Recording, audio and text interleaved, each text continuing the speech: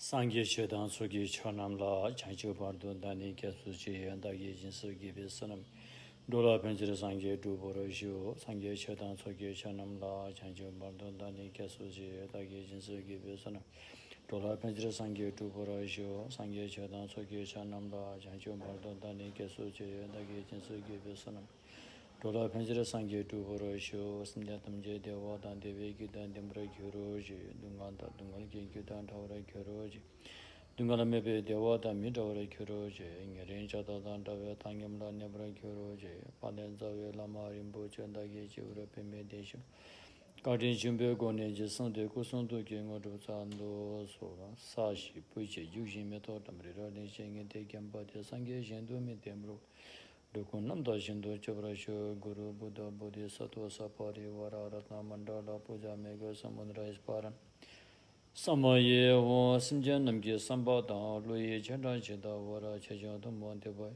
Chigi Korolo Koronu Su Sampuna Pranir Gitartha Kalyartha Samma Sambuddhikan Praptakana Manasayaka Satma Sadhamma Jasna Snidina Huna Vinamra Anurkatashu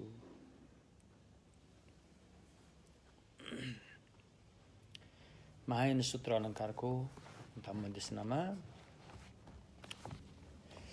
र महायान सूत्र अलंकार को धम्म देशनामा सुरुमा हामीले आफूसँग भएको बुद्ध गोत्र रे बुद्धको प्राकृतिक गोत्र यो बुद्धको प्राकृतिक गोत्र चाहिँ हरेक प्राणीहरूसँग रहेको हुन्छ रे। अब अलि बुद्धि भाषामा बुद्धको प्राकृतिक गोत्र भनेको चाहिँ बुद्ध हुने बिउ भनेर बुझे पनि भयो। बुद्ध हुने बिउ चाहिँ हामी सबैसँग अनादिकालदेखि नै रहिआएको हुन्छ रे।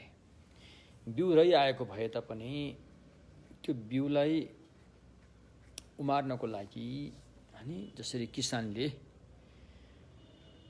मलजल आदिको प्रयोग गर्छ त्यसै गरेर अनि यो बुद्ध भन्ने बिउ जो हामीसँग छ यसलाई जगाएर उमार्नको लागि अनि सबभन्दा पहिला त्याग चित्त आउनु रे। त्याग चित्त उत्पन्न भइसकेपछि त्यसपछि अनि बुद्ध धर्मसँगको शरणमा जानु रे।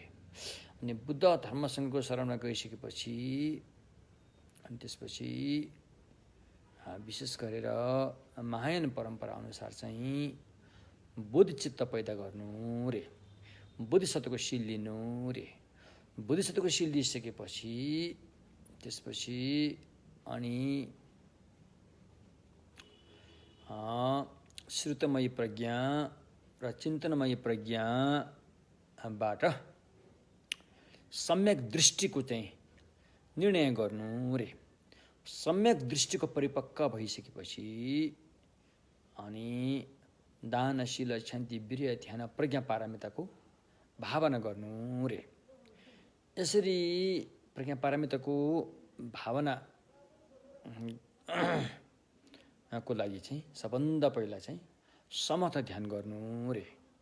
समथ ध्यानमा पूर्णता हासिल गरिसकेपछि अनि विपස්සना ध्यानलाई पनि जोड दिनु रे।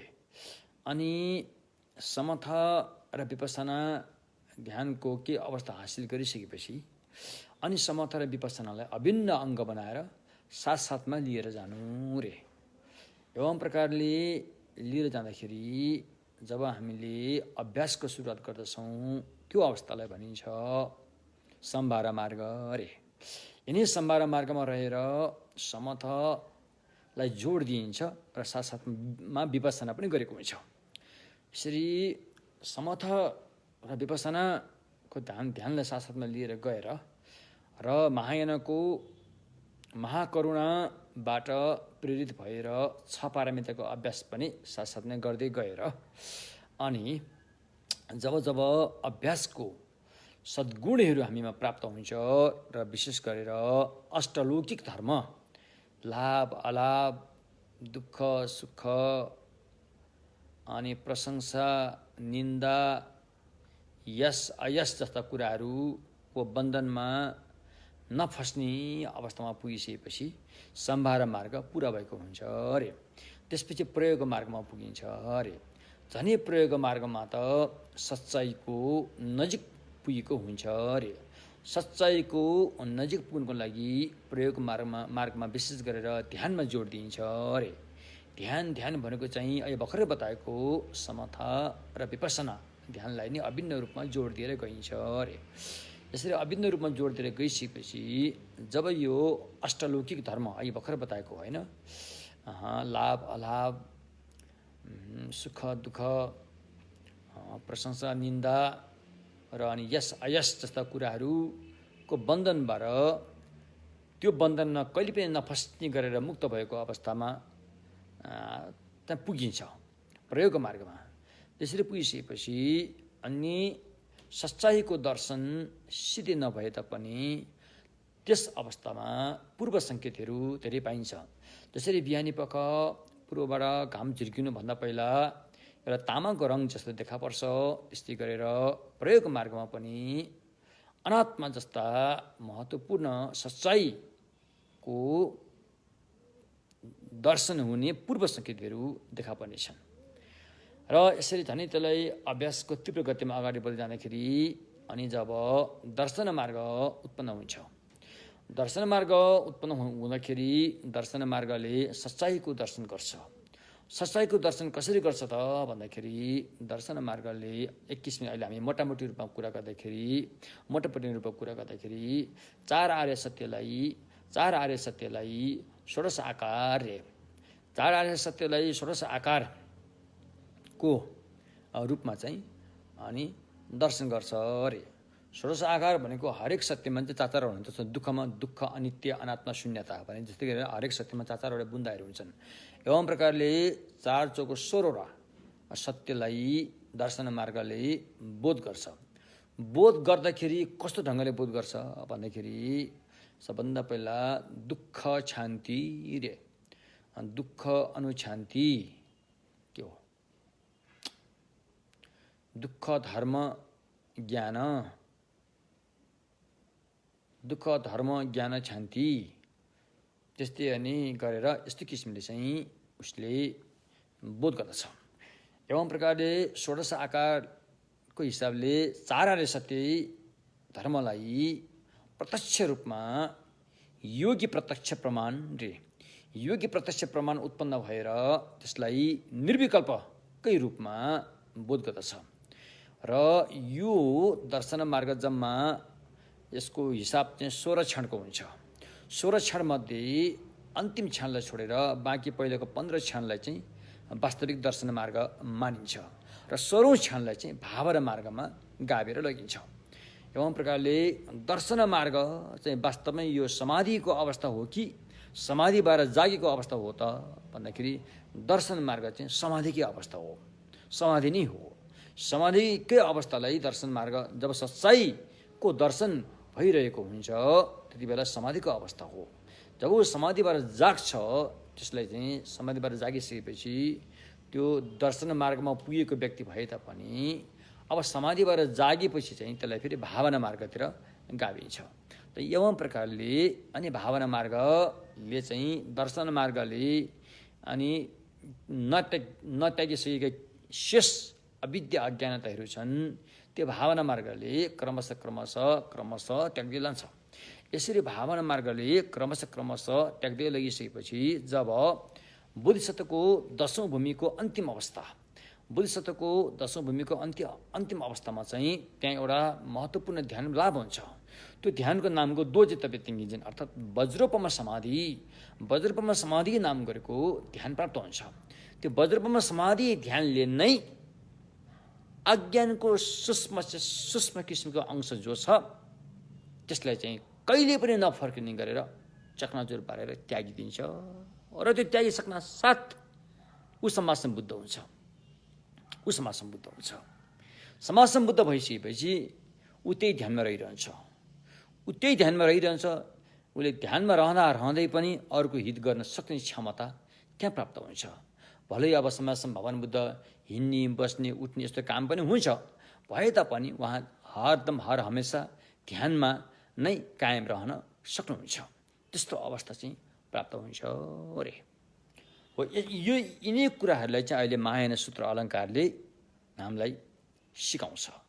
र महायान सूत्र अलङ्कारले सिकाउने कुरो भनेको चाहिँ साधक साधिकालाई अन्य यानमा अन्य मार्गमा फस्न नदिएर अड्किन नदिएर सिधै बुद्ध भूमिमा नै पुर्याउने कुराहरू चाहिँ महायान सूत्र अलङ्कारले सिकाएको हुन्छ। तसर्थ महायान सूत्र अलङ्कार एउटा यस्तो एउटा चाहिँ ग्रन्थ हो जो एउटा व्यक्तिले सम्यक बुद्धत्व प्राप्त गर्नको लागि के कति ऊर्जाहरू आवश्यक पर्छ, के कति अभ्यासहरू आवश्यक पर्छ, यो सारा कुराहरू चाहिँ यसमा उतारेर चाहिँ बताएको हुन्छ। तसर्थ सम्मासम बुद्धत्व प्राप्त गर्न चाहने अनि साधक साधिका बुद्धिसिद्धहरूले अनि महायान सूत्र अलङ्कारको अध्ययन गर्न नितान्त नितान्त नितान्त जरुरी छ। तसर्थ अहिले हामी यो महायान सूत्र अलङ्कारको अध्ययन गर्ने अवस्थामा चाहिँ हामीले 5 किसिमका 5 मेजर साइन्स 5 किसिमका अनि यो भगवानको के भन्छ यो ज्ञानको विषयलाई अध्ययन गर्नुपर्छ। 5 किसिमको विद्या सिक्नुपर्छ। शिल्प विद्या, चिकित्सा विद्या, अनि तर्क विद्या, अनि के अरे यो व्याकरण विद्या, अनि अध्यात्म विद्या लगायत 5 वटा विद्याहरू चाहिँ सिक्नुपर्ने हुन्छ रे। यसरी यी 5 वटा विद्या सिकेर यो हासिल गर्न सक्यो भने के हुन्छ त भन्दाखेरि यसले चाहिँ अनि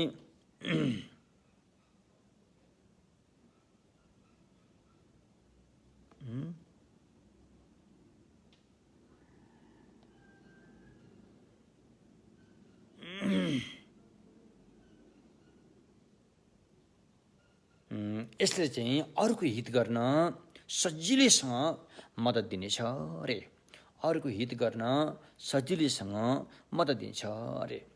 किनकि यो महायानको मार्गमा जीवित रहनु नै अरूको लागि हो, न कि आफ्नो लागि। आफ्नो लागि त त्यहाँ गल्ती भइहाल्छ। आफू जीवित रहनु नै अरूको लागि, अरूको हित नै आफ्नो हित हो भनेर स्वीकारेको हुन्छ। त्यसकारण अरू खुसी भयो, अरू सुखी भयो भने आफू खुसी हुनुपर्छ, आफू सुखी हुनुपर्छ। किनकि उसको खुसी नै आफ्नो खुसी हो, उसको हित हुनु नै आफ्नो हित हुने हो। उसको हित भएर ऊ खुसी भएर त्यो आफ्नै खुसी भएको सम्झेर त्यसको बदलामा ऊ के पनि चाहँदैन। त त्यस्तो किसिमले चाहिँ अनि यसरी अभ्यास गरेको हुन्छ।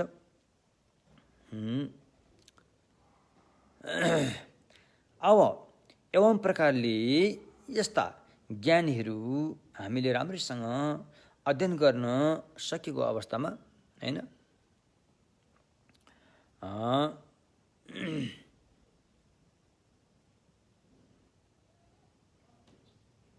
अनि अरूलाई सजिलैसँग नराम्रो कर्मबाट नराम्रो मार्गबाट बचाएर हैन सही कर्म कुशल कर्ममा लगाउन सकिन्छ र साथसाथै सही मार्गमा पनि लगाएको हुनेछ रे। र यसो गर्दाखेरि चाहिँ एउटा अस्ताउने कुरो एउटा चाहिँ उदाउने कुरो 4 आर्य सत्य। 4 आर्य सत्यभित्र के बताएको छ भने चाहिँ एउटा दुईटा सत्यले उत्पन्न गराउँछ, दुईटा सत्यले अस्ताउने गराउँछ। दुःख सत्य र समुदाय सत्यले चाहिँ दुःख पैदा गर्छ भने मार्ग सत्य र निरुक्त सत्यले दुःखलाई अस्ताउने काम गर्छ। एउटाले समस्या निकाल्छ, समस्या आउने काम 4 आर्य सत्य मध्ये पहिले दुईटा सत्यले समस्या ल्याउने काम गर्छ र भने बाँकी दुईटा सत्यले समस्यालाई समाधान गर्ने काम गर्छ र समस्यालाई अस्ताउने काम गर्छ हैन। त्यसैले चाहिँ अहिले हामीले बुझ्दाखेरि भगवानले आज्ञा भएको 4 आर्य सत्य दुःख सत्य, समुदाय सत्य, मार्ग निरोध सत्य, मार्ग सत्य रे। र यी 4 आर्य सत्य मध्ये दुःख सत्य र समुदाय सत्यले चाहिँ के गर्छ त भन्दाखेरि यसले चाहिँ के रे निरन्तर दुःखलाई पैदा गरिरहन्छ। दुःख समस्या पीडालाई हैन निम्त्याइरहन्छ। निम्त्याइरहने तत्त्वहरू भयो। त्यसैले त्यसलाई के भनिन्छ संसारा। संसारा, 4 आर्य सत्य मध्ये पहिले 2 सत्यलाई के भन्यो त?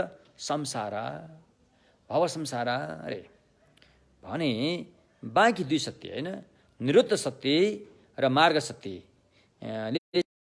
दुःखलाई अस्ताउने काम गर्छ, दुःखलाई हटाउने काम गर्छ। र त्यसलाई भनिन्छ निर्वाण अरे संसार हैन। 4 आर्य सत्य मध्ये पहिलो 2 सत्य चाहिँ संसारको पक्षमा खडा छ भने बाँकी 2 सत्य चाहिँ निर्वाणको पक्षमा खडा हुन्छ। संसारको पक्षमा खडा हुनेले संसार बनाउनेतर्फ लाग्छ, दुःखको संसार बढाउनेतर्फ लाग्छ भने निर्वाणको तर्फ खडा हुनेले चाहिँ संसारलाई अन्त पार्नेतर्फ लाग्छ, संसारको पीडालाई टुङ्ग्याउनेतर्फ लाग्छ।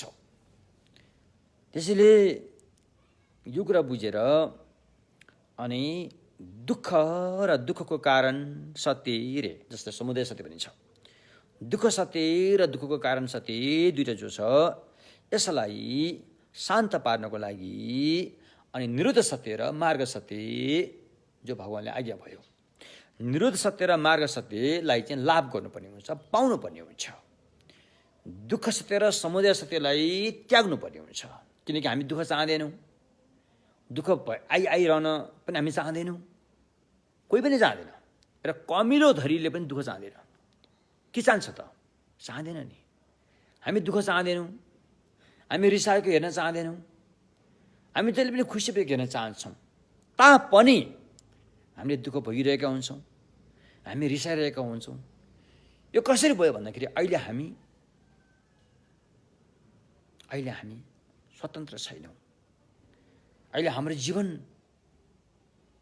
कर्म र क्लेशको हुरी बतासको बसमा छ। कर्म र क्लेशको हुरी बतासले जता लान्छ हामी उतै भाग्दै गइरहेका हुन्छौँ। हामी अहिले आफूलाई स्वतन्त्र छैनौँ, हामी स्वतन्त्र छैनौँ। त्यसैले हामी नचाहँदै पनि यस्तो भयानक दुष्ट कर्म गर्न पुगिरहेका हुन्छौँ र त्यसको परिणाम भयानक पीडा भोग्न पनि विवश भइरहेका हुन्छौँ। तसर्थ यो कुराहरूलाई बुझेर अब हामीले समाधान के त? समाधान कतिले भन्छ कि ओहो भगवान बुद्धको धर्म चाहिँ निराशजनक धर्म हो कि क्या हो, यसले त जहिले पनि दुःख पीडा मात्रै पो कुरा गर्छ नि हो, निराशजनक हो कि क्या हो, यो धर्ममा त नाच्ने गाउने पनि छैन, यताउता चाहिँ अब होइन दोहोरी गाना गाउने पनि छैन, अब चाहिँ खैँजहरू जस्तो बजाएर डमडम नाच्नेहरू पनि छैन, अलिकति मोज मस्ती खालको केही पनि छैन यसमा त, कस्तो निराश हो भनेर भन्नेहरू पनि छन्।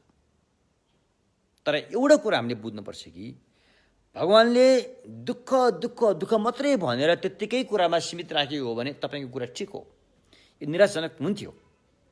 तर यहाँ त समाधान पनि बताएको छ नि त, समाधान पनि बताएको छ होइन। समस्या मात्रै बताएको हो भने एउटा कुरा सही पनि हो, निराशजनक थियो। तर समस्याको समाधानको बाटो पनि उहाँले बताउनु भएको छ होइन, त्यो चाहिँ मार्ग सत्य र निरुद्ध सत्य हो। पनि यो निराश हुने बाटो होइन, यो आशा हुने बाटो हो। यसमा आशा छ, यसमा धेरै कुराको आशा गर्न सकिन्छ। त्यसकारण यो निराश मार्ग होइन रे। तसर्थ अनि यसरी बुझेर अनि भगवानले समस्याको समाधान के त भन्दाखेरि निरुद्ध सत्य, निरोध सत्य, जहाँ दुःखको अन्त हुन्छ त्यो अन्त गर्न आवश्यक छ। दुःखको अन्त भएको अवस्था हामीले प्राप्त गर्नु छ, यही मानव चलामा प्राप्त गर्नु छ। र त्यो प्राप्त गर्नुको लागि त्यो बाटोमा जानु आवश्यक छ, त्यो मार्ग सत्यलाई अपनाएर लिनु आवश्यक छ। तब मात्रै समस्याको समाधान हुन्छ, दुःखको समाधान हुन्छ नि रे। तसर्थ एवं प्रकारले यो 4 आर्य सत्यलाई बुझ्नु नितान्तै जरुरी छ। जसले यो 4 आर्य सत्यलाई बुझ्यो त्यसले लोकलाई बुझेको हुनेछ, त्यसलाई लोकविदु होइन। अन्त भगवान बुद्धको नाम पनि लोकविदु भनिन्छ, जिक्तेन खेन्पा लोकविदु पनि भनिन्छ होइन। तर लोकविदु भनेको यहाँ चाहिँ किन 4 आर्य सत्यलाई भलिभान्ति जानेपछि त्यसलाई भनिन्छ लोकविदु भनेर पनि भनिन्छ अहिले महायान सूत्र अलङ्कार अनुसार। एवं प्रकारले अनि यो 4 आर्य सत्य जानिसकेपछि हामी उसलाई लोकविदु भनिन्छ। अब हामी केमा भर पर्ने त? सुरक्षित कहाँ छ? कुन कुरामा भर पर्यो भने भर पर्दो सुरक्षित हुन्छ? त्यसका तोनपासी 4वटा कुरामा भर पर्नुपर्ने हुन्छ, त्यहाँ सुरक्षित हुन्छ। 4वटा कुरामा भर पर्नु रे। 4वटा कुरामा भर पर्नु भनेको अब यसमा भोट भाषमा घंस लमितेन छ्वेलतेन रे, छिग लमितेन ध्वलतेन रे, ढाङदोन लमितेन ङेदोन लतेन रे, नामसे लमितेन हिसेलतुन भने। अब व्यक्तिमा भर नपरेर सद्धर्ममा भर पर्नु रे। किनकि व्यक्ति भन्दा सद्धर्म भरोसा गर्न यो त्यहाँ सुरक्षित छ अरे, हैन? शब्दमा भर नपरेर अर्थमा भर पर्नु रे। शब्दमा तलमाथि पर्न सक्छ, तर अर्थ, वास्तविक अर्थ के हो त्यसमा हामीले चाहिँ बढी भर परेको हुनुपर्छ, हैन? न्यायार्थमा भर नपरेर नितार्थमा भर पर्नु रे। अब भगवानले बताएको सूत्रहरू, कुनै सूत्रहरू न्यायार्थको हिसाबले, हैन, देशना गर्नुभएको छ, कुनै सूत्रहरू नितार्थको हिसाबले देशना गर्नुभएको छ। त्यसकारण न्यायार्थमा त विभिन्न किसिमले देशना गर्नुभएको छ। त्यो भनाइ त्यही छ भनेर केही ग्यारेन्टी छैन। त्यसैले न्यायार्थ भगवानको पनि न्यायार्थ वचनमा भर नपरेर नितार्थ जे भनेको त्यही नै हो भन्ने वचन जो छ त्यसतर्फ चाहिँ भर पर्नु रे। अनि हामीले जुन अहिले नामसे भन्ने विज्ञान, मन, हाम्रो मन त हैन द्वैत भावना भइरहेको हुन्छ, यसको त्यति भरोसा छैन। त्यसैले मनको भर नपरेर, हैन, मनको भर नपरेर ज्ञानको भर पर्नु रे। किनकि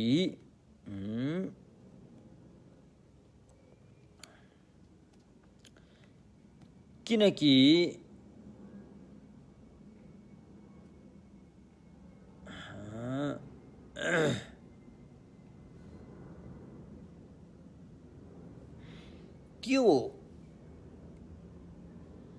भगवानको वचन न्यायार्थ र नितार्थ दुई मध्ये नितार्थमा भर पर्नु भन्ने कुरो आयो। नितार्थमा भर पर्दाखेरि त्यो नितार्थ अर्थलाई जान्ने, बोध गर्ने, हैन, त्यो पनि मन र ज्ञान मध्ये वास्तवमा नितार्थको वास्तविक अर्थ चाहिँ मनले बोध गर्न सक्दैन अरे।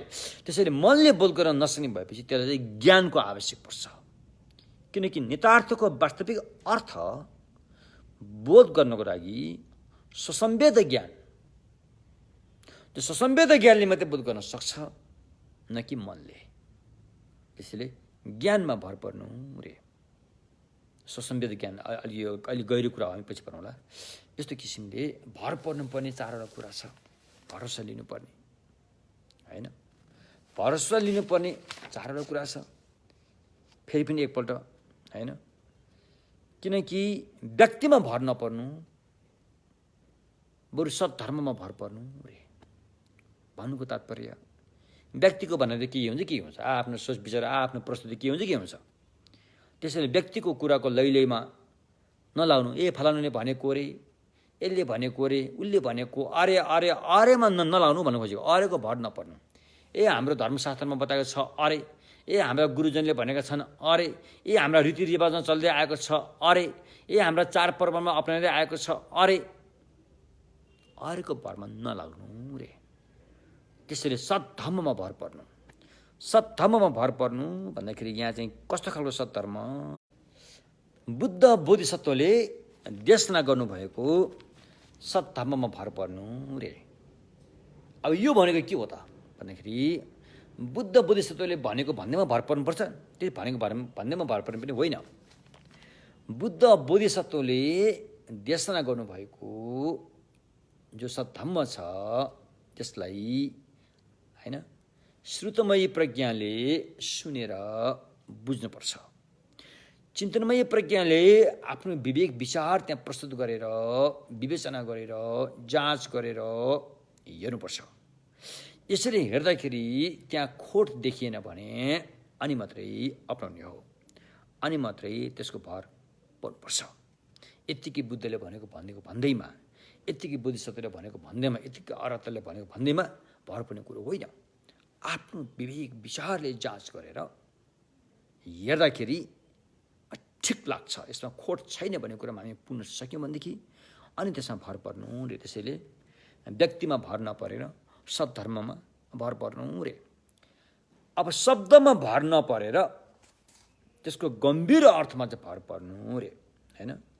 अब त्यो सद्धर्म पनि शब्दमा कति प्रयोग भएको हुन्छ, शब्दबाटै प्रयोग भएको हुन्छ। धर्म देशना त शब्दबाट भनियो र त्यो शब्दको आशय जुन गम्भीर अर्थ छ होइन त्यसमा भर पर्नु रे।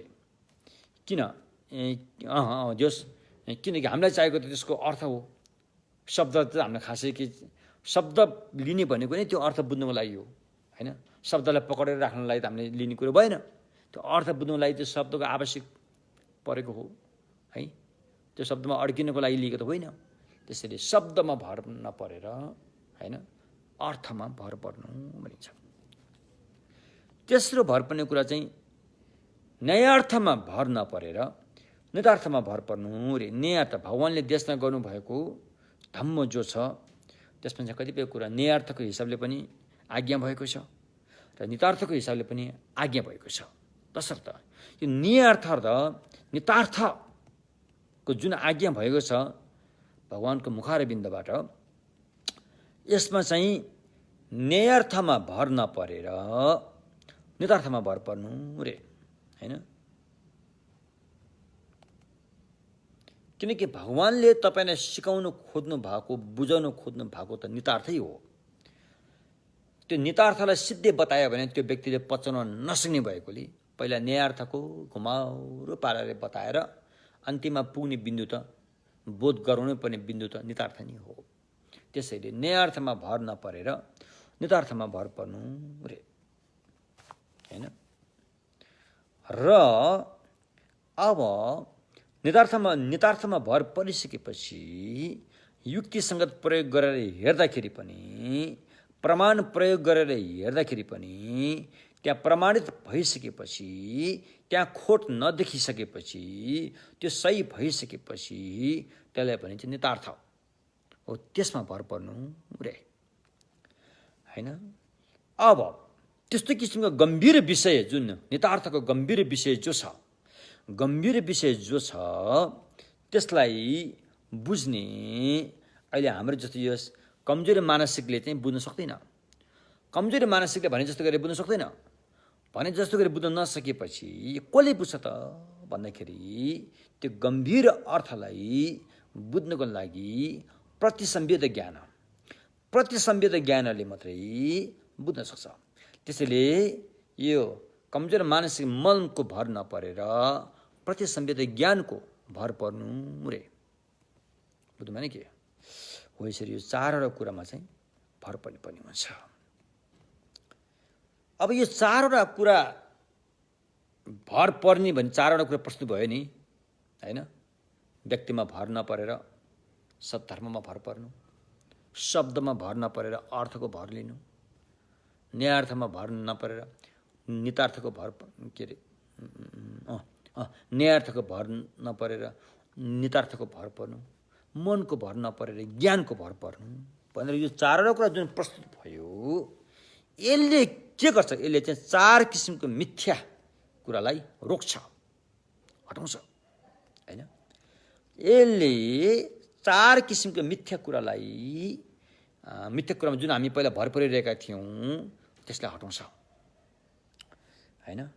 त्यो कसरी त भन्दाखेरि होइन, अब यहाँ व्यक्तिमा भर नपरेर धर्ममा भर पर भनेर जुन बताइयो भगवानको सद्धर्म देशना जसरी गर्नुभयो होइन, त्योभन्दा पहिला हामी भगवानको सम्यक मार्गमा आउनुभन्दा पहिला हामी कहाँ थियौँ त? कुनै एउटा सृष्टिकर्ताको भर परिरहेको हुन्थ्यौँ। सही ज्ञान, सच्चाइ ज्ञानको खोजी नगरेर, कहिले पनि नदेखेको, कसैले पनि नभेटेको त्यस्तो कोही एउटा छ कि भन्ने आशा गरेर हामी त्यसको भरमा थियौँ। चाहे तपाईँले त्यसलाई जे नाम दिए पनि केही फरक पर्दैन। कोही छ जो शक्तिशाली छ, जसले संसारलाई खेलाइरहेको छ, जसले संसारलाई जे पनि गर्न सक्छ। तपाईँलाई जेसुकै राम्रो काम गरे पनि उसले खुसी पारेन भने तपाईँले उसले जे पनि गर्न सक्छ भन्ने जस्ता कल्पनाहरूको हामी भर परिरहेका थियौँ। त्यस्तो एउटा व्यक्ति छ, सर्वशक्तिमान छ एउटा भन्नेको परिकल्पना गरेर हामी त्यसको भरमा थियौँ नि पहिला। जबसम्म हामी सम्यक मार्गमा आएका थिएनौँ, त्योभन्दा पहिला त हाम्रो सोचमा त्यस्तो हुन्थ्यो।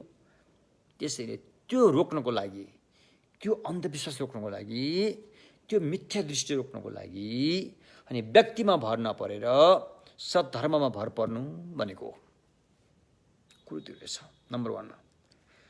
नम्बर 2मा चाहिँ अनि के अरे अर्को पनि छ फेरि। अनि नम्बर 2मा चाहिँ शब्दमा भर नपरेर अर्थमा भर पर्नु भनेको छ। भगवानकै शब्दमा पनि कतिपय कुराहरू भर पर्नु अलिक खतरा हुन्छ। जस्तो कि फादा मानिसै जैन, बाउ आमा मारिदिनु, मातरम पितरम हन्तो, बाउ आमा मारिदिनु तब तिमी शुद्ध हुन्छौ भन्ने जस्तो शब्दहरू पनि यता कता देखिन्छ।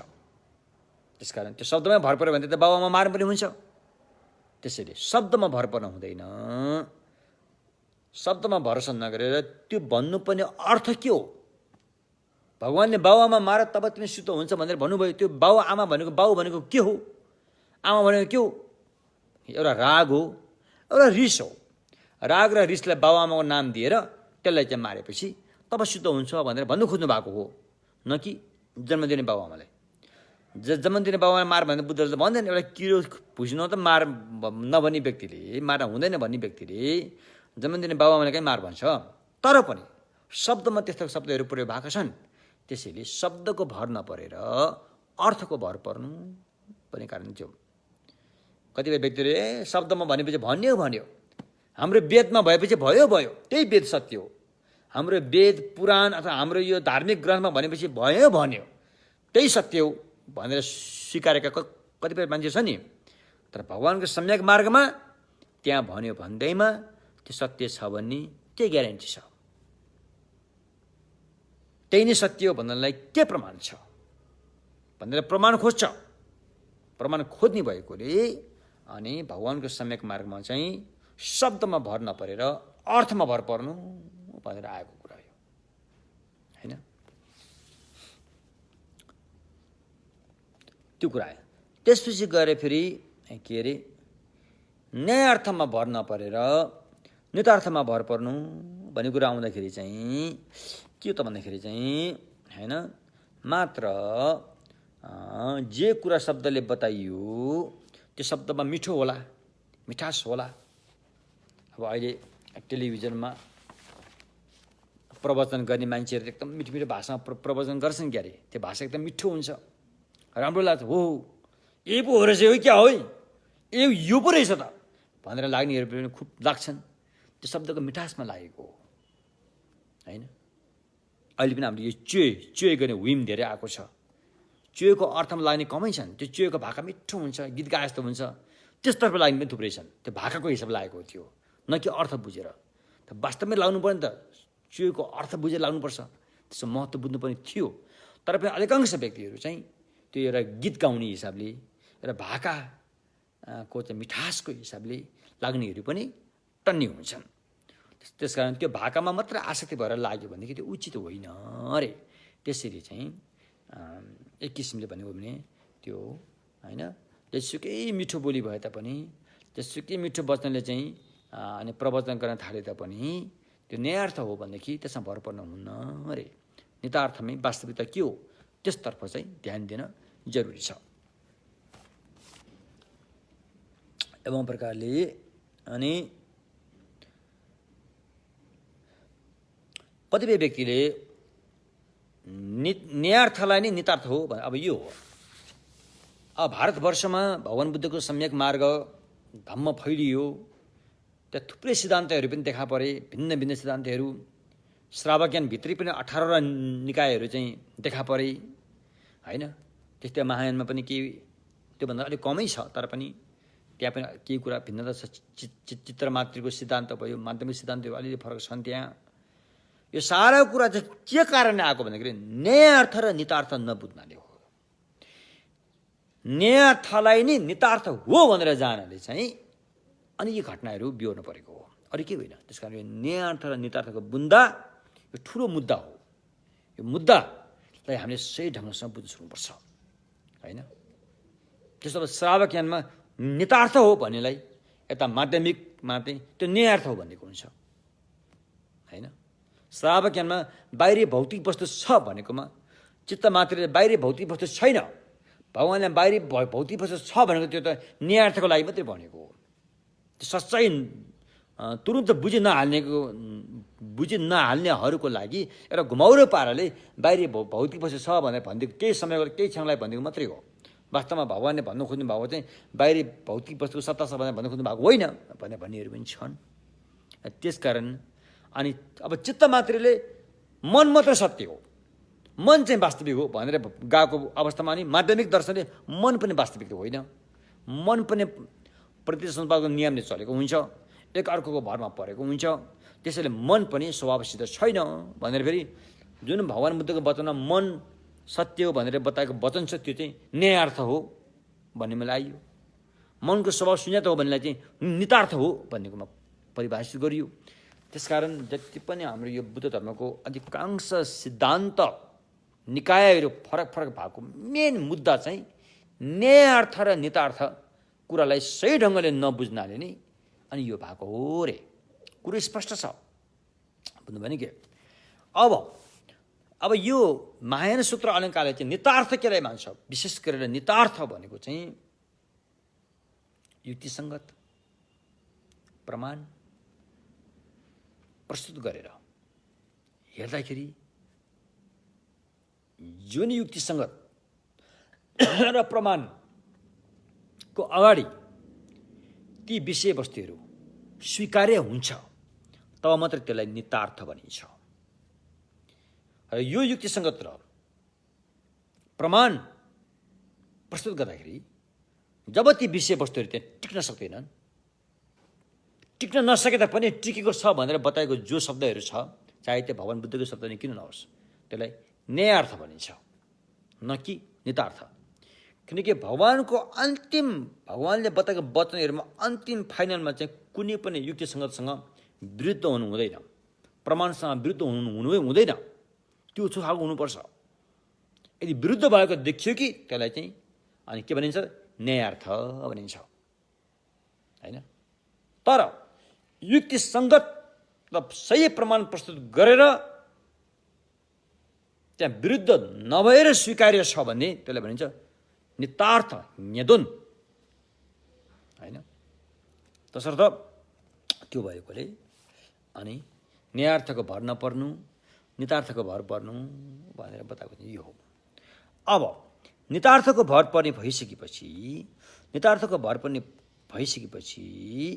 अब त्यहाँ बताएको जति पनि अर्थहरूलाई बुझ्ने वाला भन्ने एक किसिमले वाला त्यति जोस् बुझ्ने मन जो छ, त्यो बुझ्ने मन चाहिँ प्रायः जसो अब यहाँबाट बुझ्नु पर्यो। मनलाई चाहिँ 3 भागमा राखेर हेर्नुपर्छ है। एउटा चाहिँ अहिले हामी सामान्य व्यक्तिको उसमा परिकल्पना हुन्छ, यस्तो होला कि त्यस्तो होला कि, यस्तो हुनुपर्ने हो कि त्यस्तो हुनुपर्ने हो कि भन्ने खालको मन आउँछ। यो खालको मनलाई चाहिँ के भनिन्छ त, यो खालको मनलाई चाहिँ सेलजुक भनिन्छ। यो प्रमाणिक शास्त्रको भाषा सेल्वेको नै जुक्पा भनेको अर्थ अन्य पोह भनिन्छ अथवा अपोह भनिन्छ। जुन कुरा तपाईँले कीर्तनका साथ ग्रहण गर्नुपर्ने हो, अरू सबैलाई हटाएर त्यो मात्रै थपक्क तपाईँले ग्रहण गरेको हुन्छ। त्यो एक खालको हुन्छ। अर्को खालको फेरि मनले चाहिँ फेरि जति पनि हामी ग्रहण गर्छौँ यो विषय विषय विषय भनेर एउटा दैत हिसाबले होइन। अब दैत पनि भाषा प्रयोग गऱ्यौँ अलि एकछिनको लागि द्वय होइन, एउटा विषय एउटा विषय। मैले देख्दैछु, मैले जान्दैछु, यो जान्ने ठाउँ हो, यो जान्ने स्थान हो भनेर त्यसरी पनि प्रयोग हुन्छ। तर यसरी प्रयोग भएर जान्ने जो मन छ त्यसलाई चाहिँ मन भनिन्छ, अथवा भगवानको भाषामा यसलाई विज्ञान भनिन्छ, अथवा अलिकति विस्तृत जाने भने चित्त चैतसिक पनि भनिन्छ। हो, चित्त चैतसिकले चाहिँ यो ढङ्गले मात्रै जान्छ, यो ढङ्गले को जान्ने जो बुझाइ छ, यो ढङ्गको जान्ने बुझाइ चाहिँ सीमित हुन्छ, सीमित हुन्छ यो। त्यसकारण यो सीमित ढङ्गको बुझाइले सच्चाइको बुझाइसम्म पुग्न गाह्रो हुन्छ, सच्चाइलाई बुझ्न गाह्रो हुन्छ। सच्चाइलाई बुझ्नको लागि चाहिँ के चाहिन्छ त? निर्विकल्प ज्ञान चाहिन्छ। यो कल्पना बुझाइले काम छैन, कल्पनाको बुझाइ त्यो सीमित हुन्छ, त्यसले सच्चाइको चाहिँ गहिराई धरातलसम्म गएर बुझ्न सक्दैन। त्यसकारण यो परिकल्पनाबाट बाहिर निस्केर निर्विकल्प ज्ञानमा पुग्नु परेको छ। निर्विकल्प ज्ञान जब हामीलाई प्राप्त हुन्छ तब त्यसलाई भनिन्छ ज्ञान भनिन्छ, अद्वैय ज्ञान भनिन्छ।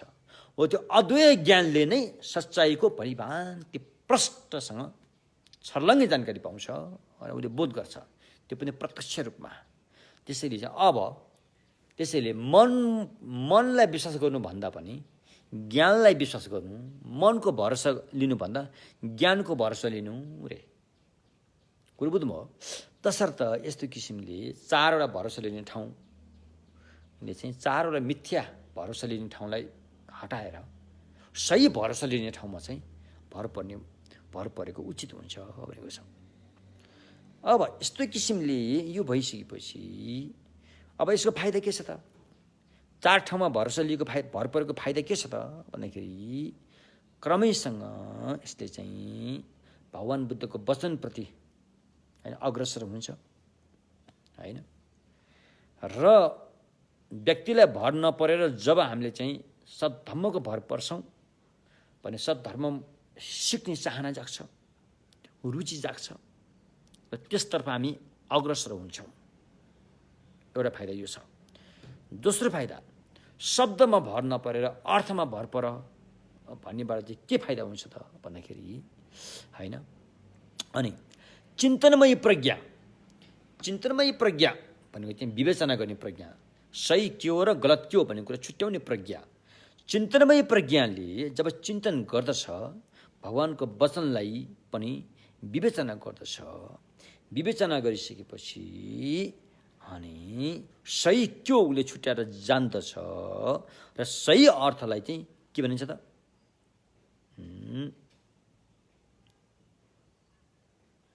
सही अर्थ यहाँ ठम्याइसकेपछि उसले चाहिँ गलत अर्थलाई हटाउँछ। त्यो शब्दमा भर नपऱ्यो अर्थमा भर पर्नु भन्ने कारण यो हो। अब त्यसपछि के हो? चिन्तनमयी प्रज्ञाले चाहिँ अर्थ सही निकाल्छ। त्यसरी शब्दमा भर नपरेर अर्थमा भर पर्नु भन्यो। सही अर्थ निकालिसकेपछि त्यो सही अर्थलाई सही ढङ्गले नै उसले चाहिँ अपनाउँछ। त्यही भएर चाहिँ न्यायार्थमा भर नपरेर नेतार्थमा भर पर्नु भन्ने फाइदा यो भयो। जब उसले सही अर्थलाई निश्चलताका साथ अपनाउँछ, अपनाइसकेपछि त्यसको बोध गर्नको लागि चाहिँ त्यसलाई प्रष्टसँग छर्लङ्गसँग बुझ्न सक्ने क्षमता चाहिँ अद्वैय ज्ञानसँग हुन्छ। त्यसैले निर्विकल्प अद्वैय ज्ञानमा भर परेको हुन्छ। फाइदा यो छ। एवं प्रकारले यो चार किसिमको भर पर्ने ठाउँमा भर परेर अनि साधक साधिकाले सद्धम्मको खोजी गरेर अनि अरू प्राणीहरूको शङ्का उपशङ्काहरू सही के हो र गलत के हो भन्नेमा शङ्का उपशङ्का जो पैदा भइरहेको हुन्छ त्यसलाई हटाउन सक्षम हुन्छ। त्यसलाई हटाउन सक्षम हुनुको लागि नै यो चारवटा भर पर्ने कुराहरू यहाँ बताएको हो। हामीमा त गाह्रो छ नि त, शङ्का आउँछ नि त, कुन सही हो कुन गलत हामी छुट्याउन सक्दैनौँ। त्यही अरूको भरमा कुदिरहेको हुन्छौँ। ए हाम्रा गुरुले भनेको अरे, हाम्रा स्वामीजीले भनेको अरे, होइन, ती स्वामीजीले चाहिँ पुरै भनेछ, उनले भने सबै ठिक हो जस्तो गरेर उनले भनेको सबै ठिकै नै भनेछ अरे, हाम्रा वेदमा हाम्रा शास्त्रमा भनेका छन् अरे, त्यही ठिक हो भने यस्तो किसिमले रुमलिरहेको हुन्छ। त्यसकारण यो चारवटा भर पर्ने कुरा बुझ्न नितान्त भगवानको सम्यक मार्गमा जरुरी छ। एवं प्रकारले अनि यो चारवटा भर पर्नुमा नै सङ्ख्या चाहिँ चारवटामै निर्धारित गरिएको हुन्छ। त्यहाँ पाँचवटाको जरुरी पर्दैन, तीनटा राख्यो भने अपुरो हुन्छ। त्यसैले चारवटामै चार सङ्ख्यामा नै निर्धारण गरिएको हुन्छ अरे। एक किसिमले भन्यो भनेपछि सबभन्दा पहिला यसको चाहिँ अब यसमा एउटा के भनिन्छ, अर्को चारवटा पनि छ।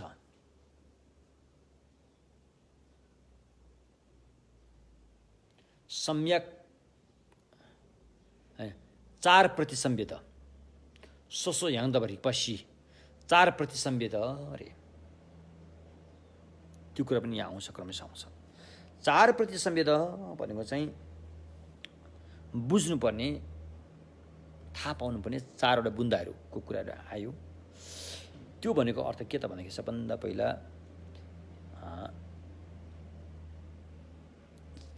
लक्षण प्रतिसंवेद, अर्थ प्रतिसंवेद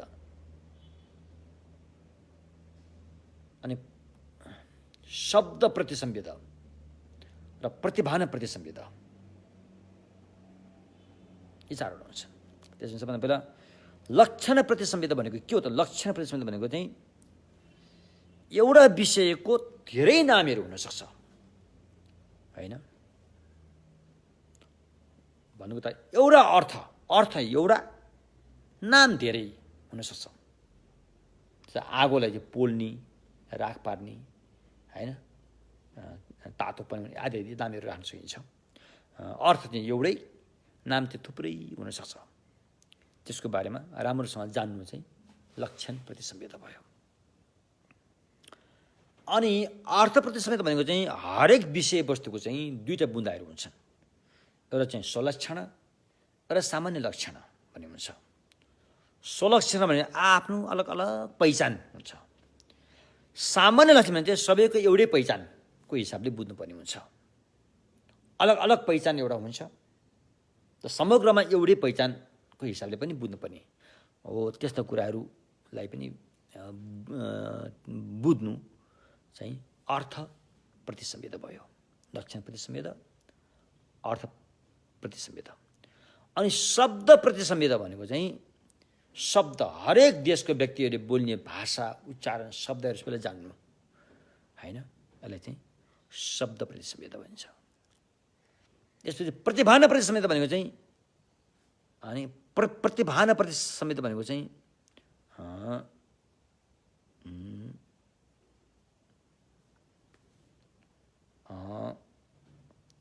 के अरे, द्रव्यसत् जेयो, द्रव्यसत्, होइन, द्रव्यसत् विषयवस्तुहरू के कति हुन्छन् भन्ने कुराको त्यसको विभेदहरूलाई थाहा पाउनु, त्यो थाहा पाउने ज्ञानलाई चाहिँ प्रतिभान प्रतिसंवेद भनिन्छ, होइन? त्यसले चाहिँ एक एक गरेर थाहा पाउँछ। द्रव्यसत्, सच्चाइको भेद कति छन् भन्ने कुरा चाहिँ थाहा पाउनुलाई चाहिँ प्रतिभान प्रतिसंवेद। अब यो श्रावक ज्ञानमा पनि छ, तर श्रावक ज्ञानमा चाहिँ यसमा अलिकति फरक देखियो अहिले। महायान सूत्र अलङ्कारमा चाहिँ यो बोधिसत्वको भएकोले श्रावक ज्ञानको भन्दा अलिकति फरक किसिमको, होइन, चार प्रतिसंवेद भन्ने कुरा यहाँ बताइयो। अब यो चार प्रतिसंवेद चारवटैमै सङ्ख्या निर्धारण हुनुपर्ने कारण चाहिँ किन त भन्दाखेरि जब, होइन, किनकि चारवटामा सङ्ख्या निर्धारण किन गरिन्छ त भन्दाखेरि जब धम्म देशना गर्दाखेरि, होइन, जब धम्म देशना गर्दाखेरि बोधिसत्वहरूले यी चारवटा कुरामा नै यी चारवटा कुराहरूलाई लिएर नै धम्म देशना गरिरहेका हुन्छन् रे। किनकि जुन धम्म देशना गर्नुपर्ने जुन सद्धम्म हो त्यसको अर्थ दुईटा हो। यही कुरालाई उनीहरूले धम्म देशनाको विषय बनाउँछन्। त देशना गर्छ कसले? देशना गरिने शब्द र ज्ञान दुईटाले चाहिँ देशना गरिएको हुन्छ। देशना गर्ने ठाउँ धम्म र धम्मको अर्थ, देशना गरिने शब्द र ज्ञान गरेर चारवटा बुन्दामा सङ्ख्या निर्धारण गरिन्छ। तसर्थ यो चाहिँ चारवटामै सङ्ख्यामा निर्धारण गरेको हो। भन्नुको तात्पर्य जुन मैले धर्म भने, धर्म र अर्थ, धर्म र धर्मको अर्थ चाहिँ बताउने विषय भयो होइन।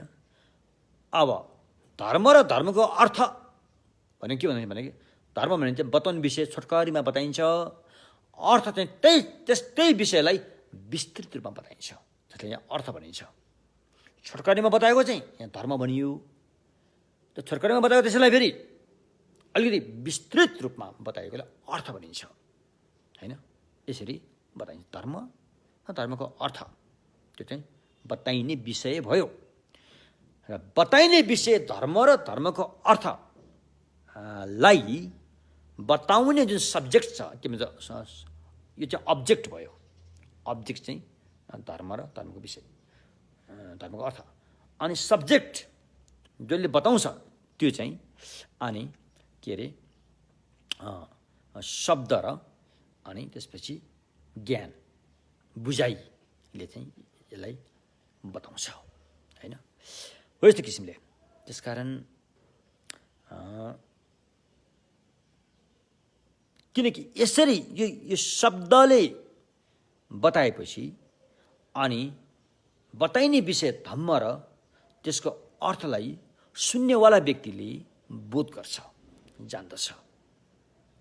र प्रतिभान जब बोध अर्थको बोध हुन्छ, प्रतिभान त्यसलाई भनिन्छ, जसले प्रतिभान त्यसलाई भनिन्छ जबकि परवादीहरूले सोधेको प्रश्न अथवा शास्त्रार्थको सही ढङ्गसँग उत्तर दिन सक्छ, उत्तर दिने क्षमता राख्छ। त्यो क्षमतालाई चाहिँ यहाँ के भनिन्छ? प्रतिभान भनिन्छ। पोप्पा ससुरो यान्दभरि रिपा भनेपछि प्रतिभान प्रतिसन्धित पोप्पा ससुरो यान्दभरि रिपा। त्यसकारण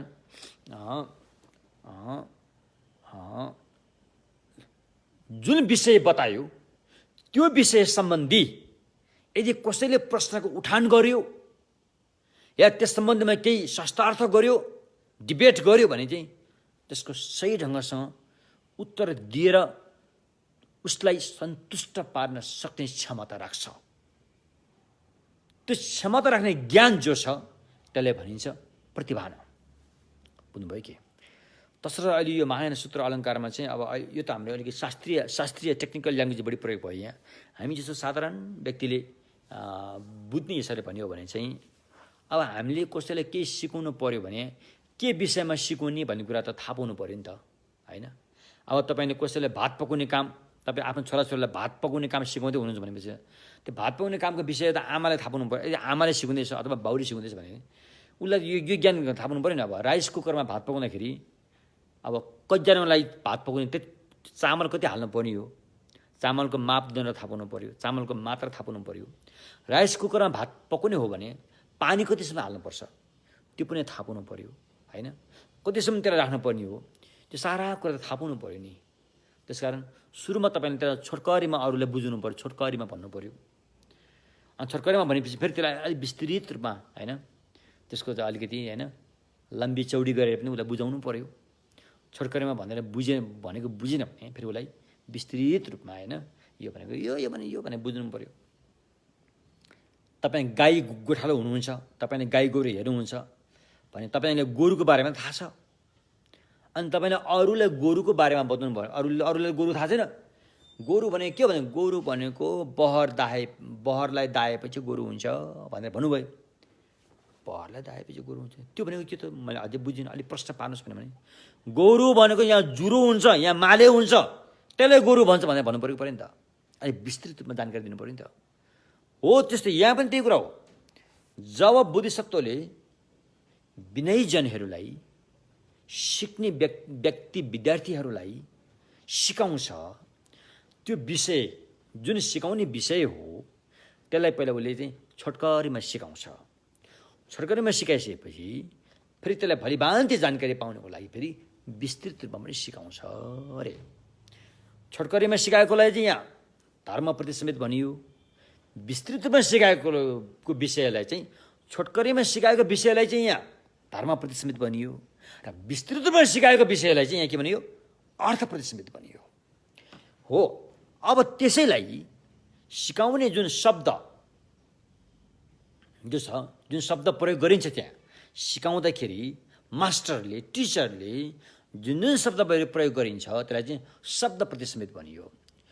जुन शब्द त्यहाँ प्रयोग भयो त्यो विषयको बारेमा त्यहाँ प्रश्नको उठान भयो, त्यहाँ वाद विवाद बढ्यो, त्यहाँ शास्त्रार्थ भयो भने त्यो शास्त्रार्थ गर्ने व्यक्तिहरूलाई सही ढङ्गसँग उत्तर दिएर सन्तुष्ट पार्ने क्षमता राख्छ। त्यो क्षमतालाई भनिन्छ प्रतिभान प्रतिसम्बिता। बुझ्नुभयो क्या? अलिकति भाषा यस्तो छ है, जो यो माया सूत्र अलङ्कारको भाषा हो यो, होइन?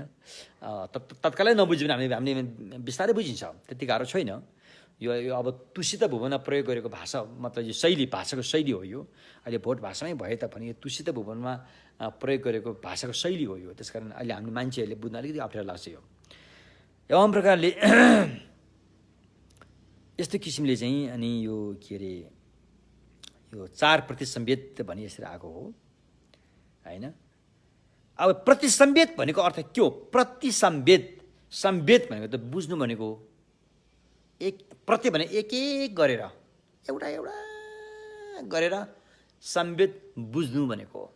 जसरी स्वस्थ आँखा भएको मान्छेले, स्वस्थ आँखा भएको मान्छेको अगाडि जो अर्को एउटा व्यक्तिले, होइन, एउटै भाँडोमा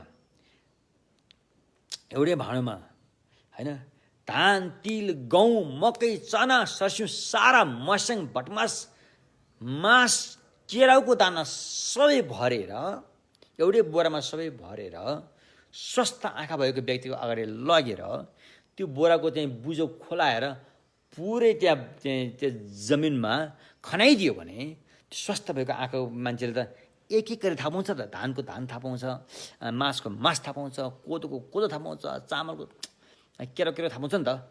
हो त्यस्तै गरेर प्रतिसम्वेद एक एक गरेर केलाएर अलग अलग जे छ त्यही थाहा पाउनेलाई चाहिँ प्रतिसम्वेद भनेको हो नि त। एक किसिमले भनेको अर्थ त्यो हो।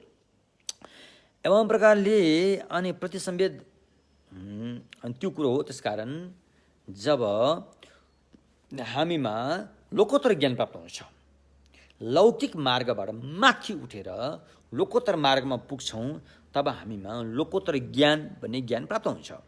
त्यो लोकोत्तर ज्ञानले हरेक विषयपछि पञ्चखण्ड रूप, वेदना, संज्ञा, संस्कार, विज्ञान, यो पञ्चखण्डलाई त्यो ज्ञानले हेर्दाखेरि जसरी अघि स्वास्थ्य भएको मान्छेले त्यो दानाहरू सबै एक एक गरेर थाहा पायो, बोध गर्यो, त्यस्तै लोकोत्तर ज्ञानले पनि जब यो पञ्चखण्डलाई हेर्छ उसले यसै गरी बोध गर्छ, जस्ताको तस्तै, एज इट इज, जस्ताको तस्तै उसले चाहिँ जान्दछ अरे।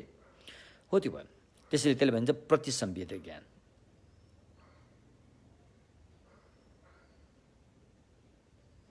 र समाधिको अवस्थामा लोकोत्तर ज्ञानले त्यसलाई चाहिँ, होइन, समाधिमा रहेको अवस्थामा जब चाहिँ समाधि ध्यान सच्चाइको बोध गरिरहेको समाधि ध्यानमा रहेको अवस्थामा त्यो समाधि ध्यानमा आश्रित भएको ज्ञानले सुसंवेद बोधद्वारा जान्दछ भने अब समाधिबाट जागिसकेपछि त्यसलाई चाहिँ पोस्ट मेडिटेसन स्टेट भनिन्छ।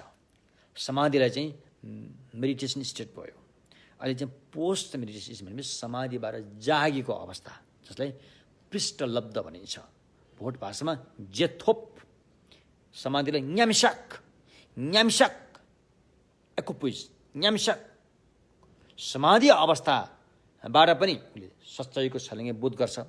समाधिबाट जागिसकेको अवस्था पोस्ट मेडिटेसन स्टेट होइन, पृष्ठलब्धको अवस्थामा आएपछि फेरि उसले फेरि हरेक विषयवस्तुको उसले पनि जान्दछ, त्यसको गन्ती गणना सारा जान्दछ अरे। अनि यो भएपछि अनि यो 4 प्रतिसंवेदले चाहिँ के काम गर्छ त? हामी अभ्यास गर्ने साधक साधिकाहरूको जीवनमा यसले चाहिँ के काम गर्छ त भने यसले चाहिँ अरूको संशय, आफ्नो पनि अर्को पनि संशय, द्विविधा, दोमन, शङ्का उपशङ्का हटाउने काम गर्छ यसले। सच्चाइमा जाँदाखेरि त्यहाँ धेरै शङ्काहरू हुन्छन्, धेरै जालाहरू हुन्छन्, धेरै लहराहरू हुन्छन्। त्यो शङ्का उपशङ्का दोमनका लहराहरू हटाउने काम गर्छ यसले। त्यसरी यो प्रतिसंवेद भन्ने कारण त्यो भयो हो। यहाँसम्म आज हामीले 4 प्रतिसंवेदको कुराहरू मोटामोटी उठान गऱ्यौँ होइन। अब भोलि यसले हामीलाई अलिकति विस्तृत रूपमा अगाडि बढ्नेछौँ। र आजदेखि चाहिँ म तपाईँलाई एउटा नयाँ विषय 10 मिनटलाई चाहिँ राखेर अहिले मैले एउटा पुस्तक नेपाली भाषामा अनुवाद गर्दैछु, जुन पुस्तकको नाम हो कर्म हेतु फलको विषय हो। यो पुस्तक चाहिँ यसमा जम्मा कतिवटा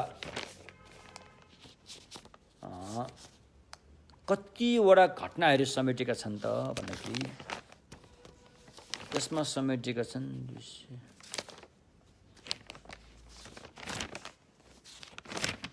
जहाँसम्म लाग्छ यसमा अहिले हजारौँ घटनाहरू छन् यसमा समेटिएको छ। र यो पुस्तक अब छिट्टै नेपाली भाषामा आउँदैछ र यो पुस्तकबाट तपाईँले कर्म हेतु फल बारेमा धेरै कुरा जानकारी पाउन सक्नुहुन्छ। भगवानको सद्धर्ममा लाग्ने साधक साधिकाले सबभन्दा पहिला उसको मनमा श्रद्धा इन्द्रिय आउनु जरुरी छ। श्रद्धा इन्द्रिय आउनुको लागि चाहिँ भगवान बुद्धप्रति विश्वास हुन जरुरी छ। बुद्धले बताएको ज्ञान सद्धर्ममा विश्वास हुन जरुरी छ। सद्धर्ममा लाग्ने साधक साधिकाहरूसँगप्रति विश्वास हुन जरुरी छ। र त्यो तीनैवटामा आउने विश्वासलाई कर्म हेतु फलमा विश्वास हुन जरुरी छ।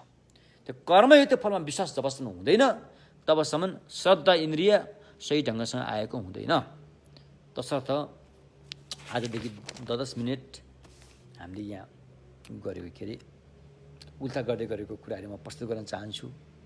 अनि केही धम्ममित्रहरूले बिहानको प्रवचनमा यो घटनाहरू पनि साथसाथमा प्रस्तुत गरिदिनु होस् भनेर अनुरोध गर्नुभएको छ।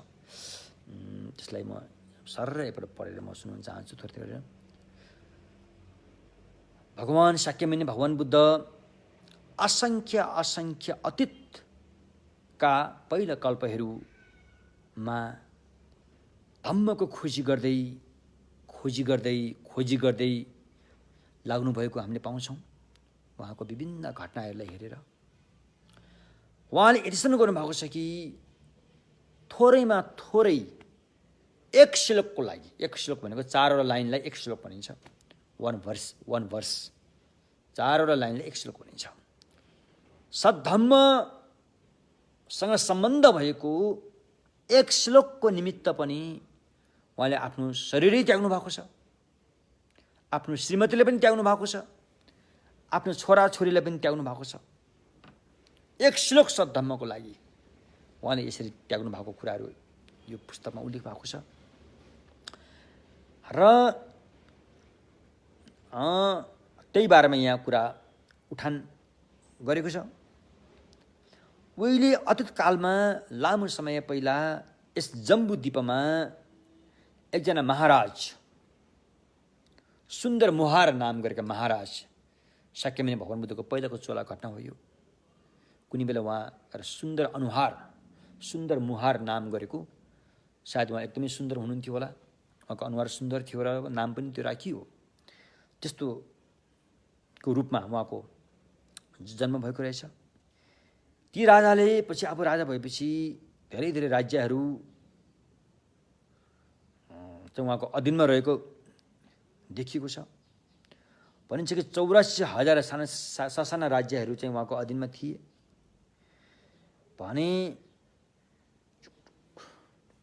60,000 भन्दा पनि बढी नगर प्रदेशहरू थिए त्यहाँ। र उहाँको आफ्नो सेवक सेविकाहरू पनि परिवारहरू पनि को जमात पनि ठुलै रहेछ, मन्त्रीमण्डलहरू पनि निकै ठुलो रहेछ। र ती राजाको तेज, ओज, शक्ति, क्षमताले गर्दाखेरि त्यो राज्यमा चाहिँ समृद्धि भएको रहेछ, सुख सुविधाले परिपूर्ण भएको अवस्था रहेछ।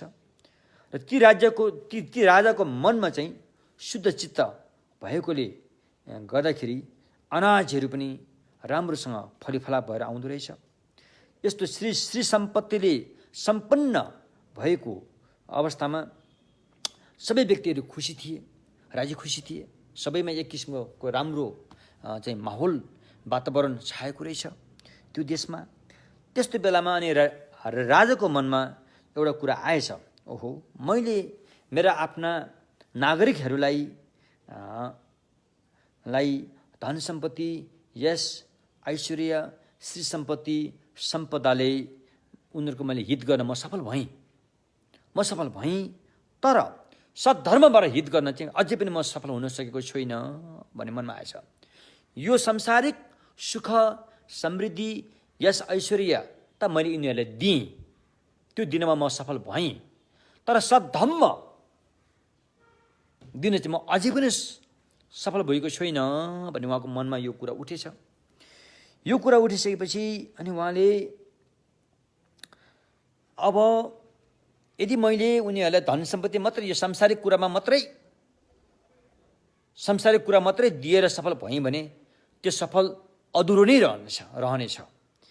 जबसम्म मैले यिनीहरूलाई सद्धम्म दिएर चाहिँ सफल हासिल गर्न सक्दिनँ तबसम्म मेरो काम चाहिँ अधुरै रहनेछ भन्ने ठानेर अनि उहाँले चाहिँ के गर्नुभएछ भन्दाखेरि चाहिँ सद्धम्म कहाँ छ, कोसँग छ त्यो खोजी गर्नु पर्यो भनेर सारा मन्त्रीमण्डलीहरू चाहिँ सद्धम्मको खोजी गर्न पठाउनु भएछ। यसरी खोजी गर्दै जाँदाखेरि यो जम्बुद्वीप भने अहिले हामी बस्ने ठाउँ हेरेर जम्बुद्वीप भनिन्छ। यो जम्बुद्वीप अहिलेको भाषामा साउथ एसिया पनि भनिन्छ यसलाई।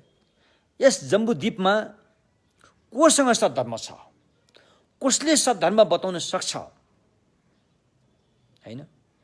यदि त्यसो छ भने उसले जे चाहन्छ म दिन तयार छु। त्यसको बदलामा, सद्धम्म बताएको बदलामा ऊ के चाहन्छ म त्यो उपहार दिन म तयार छु।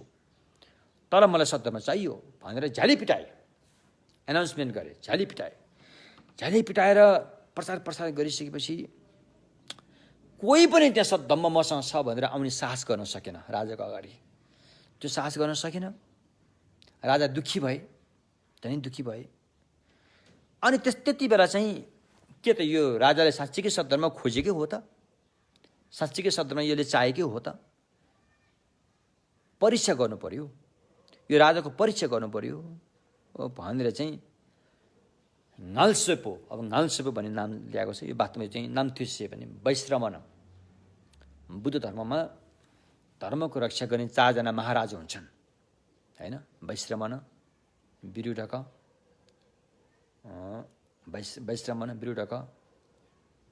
धृतराष्ट्र पनि भन्छ, कहिलेकाहीँ राष्ट्रपाल पनि भनिन्छ, अनि विरूपाक्ष। 4 जनालाई चाहिँ धर्मको संरक्षक मानिन्छ। त्यसमध्ये वैश्रमण नाम गरेकोले चाहिँ के त यो सुन्दर मुहार भएको राजाले साँच्चीकै धर्मको खोजी गरेको हुन्थे यिनले? पक्कै हो त? यिनको परीक्षा गर्नु पर्यो। यिनी धम्मको लागि कतिसम्म त्याग गर्न सक्दो रहेछन्, सद्धम्म प्राप्तिको लागि कतिसम्म यिनीले चाहिँ मेहनत र त्याग गर्न सक्दो रहेछन् त? म परीक्षा लिन्छु यिनको भनेर चाहिँ वैश्रमण भन्ने एउटा देवता राजाले ती राजाको परीक्षा लिन आए। परीक्षा लिन कसरी आए भन्दाखेरि उनले अर्कै रूप धारण गरे, डरलाग्दो भयानक रूप धारण गरेर, एउटा यक्ष, भयानक यक्षको रूप धारण गरेर शरीरको रङ पनि निलो निलो निलो निलो जस्तो होइन, गाढा निलो रूपमा धारण गरेर, आँखामा चाहिँ रक्ताम्य रगत आइरहेको जस्तो धारण गरेर, दारा माथितिर फर्केको, मुखबाट दारा निस्केको जस्तो रूप देखाएर, कपाल पनि माथितिर उभिएको, ठाडो भएको, खडा भएको कपाल भएको जस्तो रूप देखाएर, मुखबाट आगो दन्केको त्यस्तो एउटा रूप धारण गरेर त्यो राजाको दरबार वरिपरि घुम्न थाल्यो। जस्तो रूप लिएको व्यक्ति त्यो राजाको दरबारको वरिपरि घुम्न थाल्यो। घुम्न थालेर त्यसले भन्न थाल्यो, बोल्यो, त्यो सद्धर्म सुन्न कसलाई चाहना छ, मबाट सुन्न सक्छौ, म सुनाउन सक्छु भनेर दाबीका साथ उसले चाहिँ त्यहाँ बोल्न थाल्यो। त्यस्तो भयानक राक्षस रूप निकालेर आएको व्यक्तिले सद्धर्म सुन्न को चाहन्छ, मसँग सद्धर्म छ, म सुनाउन सक्छु, मबाट सुन्न सक्छौ भनेर भन्यो। त्यो यक्ष भयानक जीवले त्यस्तो चाहिँ राजाको दरबारको ढोकामा आएर भनेको सुनेपछि अनि राजालाई एकदम हर्ष भयो। जसरी कयौं दिनसम्म पानी खान नपाएको हात्ती, गरमले तडपिएको हात्ती जब एउटा चाहिँ कलकलाउँदो कमलको फुल फुलिरहेको पोखरी देख्छ भने उसलाई कति शान्त मन हुन्छ। बिना रोकटोक ऊ तुरन्तै त्यो पोखरीमा हाम फालिहाल्छ। त्यस्तै राजाले पनि जब त्यो यक्ष भयानक व्यक्तिको शब्द सद्धर्म सुन्न चाहनेले मसँग छ भनेर जुन शब्द सुने उनको मन शीतल भएर आएको जस्तो भयो रे। यति भइसकेपछि तुरुन्तै राजाले उनको स्वागत गरे। स्वागत गरेर एउटा गुरुको सम्मान दिएर गद्दीमा विराजमान गराएर अनि राजाले दण्डवत ढोक गरेर, धर्मको लागि दण्डवत ढोक गरेर अनि मलाई सद्धर्म सुनाउनुहोस् भनेर बिन्ती गरेछन्। अनि ती यक्षले भने, महाराजा के तिमी साँच्चीकै सद्धर्म सुन्न चाहन्छौ त? हो, म चाहन्छु। यदि सद्धर्म सुन्ने चाहने हो भने यो त कठिन काम हो, कठिन काम हो। के तिमी त्यो कठिन बिहोर्न सक्छौ भनेर सोधे। अनि राजाले हात जोडेर भने, गुरुवर, सद्धर्मको लागि के कठिनाई लिनुपर्ने हो, म त्यो बिहोर्न तयार छु भनेर राजाले फ्याँकी भनिदियो। त्यति बेला राजाको वचन भनेको त परिपक्व हुन्छ, वचनको पक्का हुन्छन्। अनि ती यक्षले भने, लौ ठिक छ, यदि तिमीले मबाट सद्धर्म सुन्ने हो भने मलाई अहिले भोक लागेको छ, भोको पेटले त मैले तिमीलाई सद्धर्म सुनाउन सक्दिनँ। पहिला त पेट अगाउनु पर्यो। त्यसकारण राजाले के अरू थुप्रै खानेकुरा ल्याइदिए।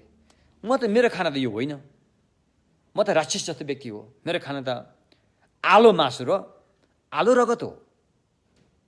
त्यसैले तिमी मबाट सद्धर्म सुन्न चाहन्छौ भने तिम्रो रानी र तिम्रो राजकुमारीहरू मलाई खाना देऊ, म त्यो खाएर मेरो पेट भर्छ, अनि म तिमीलाई सद्धर्म सुनाउँछु।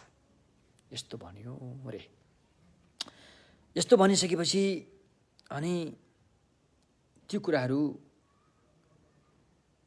राजाको श्रीमती रानी, राजकुमारीहरू उहाँहरू सद्धर्मको लागि आफ्नो जीवन समर्पण गर्न तयार हुनुभयो। राजाले भन्नुभयो, तपाईको यो महादानमा, महात्यागमा हामी बाधा बन्दैनौँ, हामी सहयोग गर्छौँ, हामी यसको लागि मद्दत गर्छौँ, यसको लागि हाम्रो प्राण त्याग्न हामी तयार छौँ भनेर उहाँहरूले अनुमति दिनुभयो। त्यो अनुमति पाइसकेपछि अनि राजाले आफ्नो प्यारी रानी, प्यारा छोराछोरीहरू सद्धर्मको लागि ती यक्षलाई समर्पित गरे। बुझ्यौ? ती यक्षलाई समर्पित गर्छन्।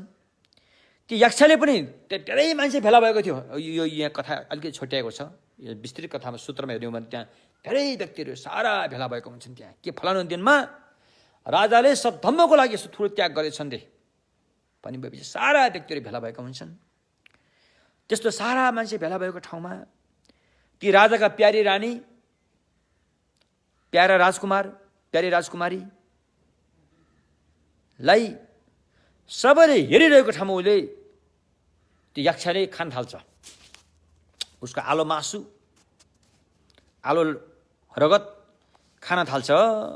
त्यो देखेर त्यहाँ भेला भएका मन्त्रीहरू सबै चिन्तित हुन्छन्, पीडित हुन्छन्, शोकाकुल हुन्छन्। के भयो नि यस्तो भने सबै कोही त बेहोस हुन्छन्, कोही त्यहाँ त्यो दृश्य देखेर लडीबुडी गर्न थाल्छन्। त्यस्तो अवस्थामा यी राजाले किन यस्तो अनहुने काम गरे, यस्तो गर्नु हुँदैन थियो नि, अनहुने काम गरे भन्छन्। कति बिन्ती पनि गर्छन्। तर राजा त सद्धर्म प्राप्तको लागि तल्लीन थिए, कसैले पनि त्यो रोक्न सकेन। त्यसपछि त्यो राजाले त्यो सबै खाइसकेपछि के भन्छ, त्यो यक्षले त्यो सबै खाइसकेपछि अब मेरो पेट भरियो भने त भइसकेपछि ल म तिमीलाई सद्धर्म सुनाउँछु भन्छ। सद्धर्म 4 लाइनमा छ। यो के हो त? द्विजे थाम्चे मितक्ते, जति पनि निर्मित भएका कुराहरू छन् त्यो सबै अनित्य छन्, एक दिन नाश भएर जान्छ अरे। पहिलो लाइन यो थियो, चिजम त्यो भयो दुङ्गाल चिज, जति पनि जन्मेका छन् ती पीडा नै हुनेछ, जन्मेकै पीडा नै हुनेछ। हो र? नाफुङ स्थानमा मेपेतौँ, यो पञ्चखण्ड जो छ स्वभावैले यो शून्यता छ भन्ने कुरा आयो। दागदान दागिरे भए यो पञ्चखण्डमा म र मेरो भने केही पनि छैन, यो कुरा बुझ भनेर यो 4 लाइन सुनाइदियो। राजा हर्षले विभोर भए, राजा प्रसन्न भए, यो सद्ज्ञान सुनेर सम्प्रहर्षित भए, एकदमै आनन्दित भए। र यो 4 लाइन सद्धर्मको लागि त्यहाँ रानीको ज्यान गइसकेको छ, राजकुमारको ज्यान गइसकेको छ, राजकुमारीको ज्यान गइसकेको छ। त्यो ज्यान गएकोमा राजाले कुनै पनि चिन्ता भएको त्यहाँ देखिएन।